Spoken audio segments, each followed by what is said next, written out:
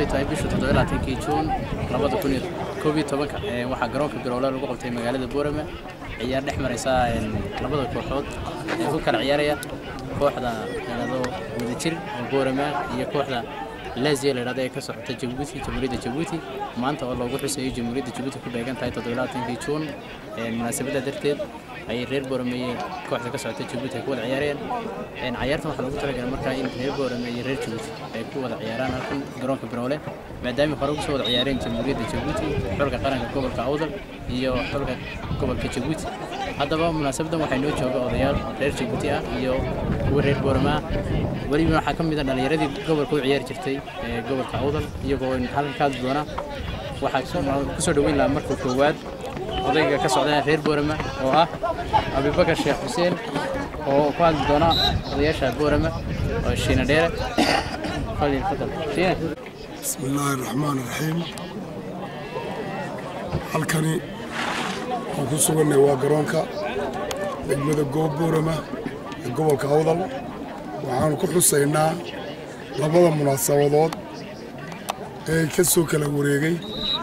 markay xornimada qaateen Jamhuuriyadda Soomaaliland ay ka qaatay dalka Ingiriiska ama boqortooyada Ingiriiska iyadoo ahayd dalkii ugu horeeyay ama jamhuuriyadda ugu horeeyay ee shanta Soomaaliyeed calan qaata oo 26 Juun oo shalay ahayd iyo maanta oo u dabaaldegayaan walaalaha iyaga reer Djibouti 27 Juun jamhuuriyadda Djibouti u dabaaldegayso oo iyaduna calan ka qaatay 27kan Faransiiska labadaas xus ee labada calan ay ku kala qaateen labada dal annaga oo maanta ictiraafka haysato oo shalay qaatay iyo ictiraafka haysan oo shalay ahayd iyo ictiraafka haysato oo maanta aanu isku beegnay in aan u qabanno kulan aan ku fantaseyno ama ugu dabaaldegayno ama aanu ku hambalyeynayno Jamhuuriyadda Djibouti 27ka sanad guurada qaatay Faransiiska ka qaatay ayaanu ku qabanay laba xul oo u wada dhashay gobolka Awdal oo kala sita magaca Jamhuuriyadda Djibouti iyo magaca Jamhuuriyadda Soomaaliland ayaa halkan labada kulan loogu fadhiyaa midkii ay labada koob ee hor yaalana waxaanu ugu magac darnay labada koob waa xuska 27ka sanad guurada ka soo wareegtay batii 13aad ama 12aad 14aad ee Jamhuuriyadda Djibouti sanad guuradaas ayaanu ugu magac darnay annagoo ku larayna taayadii shayna ay qayb ka tahay badka darteed waxaan halkan uga dirayaa madaxweynaha Jamhuuriyadda Djibouti amarwadiisa iyo dhammaan dadweynaha reer Djibouti iyo dadka Soomaaliyeedba in la ilaawi karin maalmaha qiimaha iyo qaayaha leh ee laga qaatay laga xoroobay gumaysigii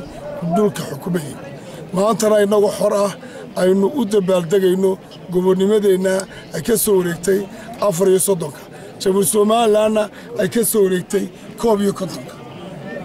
sidaa darteed waxaan leeyahay dhammaan waxaan ku salaamayaa magaca Soomaali wixii oo dhanba inay ku gaaraan sanadkiisa barwaaqo bashbash nabadgelyo iyo nabad assalaamu calaykum waraxmatullaahi wabarakaatu marka ugu horeysa waxaan halkan aad uga hambaleynayaa dadweynaha waqtigoodii ku soo lumiyay ciyaartan munaasabada ee lagu qabanayo garoonka degmada Boorama ee gobolka Awdal run ahaantii laba xafladood ayuu huwan yahay munaasabadan maanta garoonkan lagu qabanayo oo ah tii 14 jirsatay ee Djibouti oo iyaduna maanta run ahaantii waxaan halkan labadan eray uga oranayaa in dhalinyarada halkan isugu timi inta daawanaysa iyo inta ka soo qayb gashayba ay ku xisaabtamaan in ciyaartan halkan lagu qabanayaa ay ciyaar labada munaasabadoodba matalaysa ay tahay run ahaantiina inta aanan ciyaarayn iyo inta ciyaaraysaaba ay ku daydaan ay ciyaarta nabadda uga socota garoonkii degmada Boorama ee gobolka Awdal dhammaan waxaan hambalyo u dirayaa dadweynaha reer Jabuuti ee maanta munaasabadoodu ay tahay maalintan aan maanta ku jirno madaxweynahooda iyo marwadiisa iyo dhammaan dadweynaha جمهورية جيبوتي كسوغان والسلام عليكم ورحمة الله وبركاته. halkan ka hambalyeeyno walaalahayga Jabuuti maanta waa maalin aad iyo aad noogu weyn waa maalintii walaalahayga Jabuuti ay qaateen xorriyadda ay ka qaateen Faranjigii halgankii dheeray 40 ay bilaabeen ilaa inuu guusha ku siiyay 77kii waanu tahnidina walaalahayga guusha u soo hoytay ee hore iyo tamaanta ay ku haystaan barwaaqada iyo reereynta iyo farxadda waanu la faraxsanahay walaalahayo maanta sida walaalahayga horeey Xuseen waxa la qabanaya munaasabad walaalaha iyo wehelnimadooda iyo walaaltinimadooda lagu xusayo taasoo lagu qabtay stadium Sheekh